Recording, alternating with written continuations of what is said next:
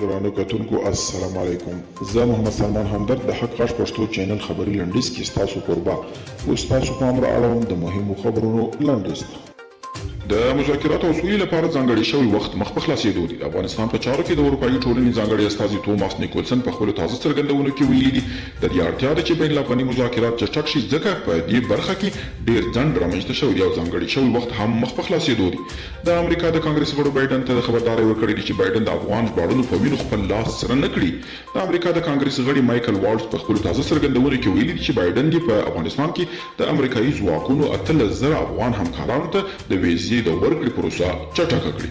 اروپایي ټولنې د افغان سولې په پروسه په اړه اندېښنه څرګنده کړې ده. د افغانستان لپاره د دې ټولنې سرپرست توماس نیکلسن ریوټرز ته ویلي طالبان په دې اړه ګامونه نه دي پورته کړي. د همدارنګه له پاکستان څخه غوښتي دي چې تر څو مخکې له دې چې وخت تیر شي طالبان وهڅوي په خپلې غوښتنې وړاندې کړي. او بشري نړیوال سازمان وايي افغان چارواکي د پر ملکیانو د حملو عاملین عدالت ته راکاږي.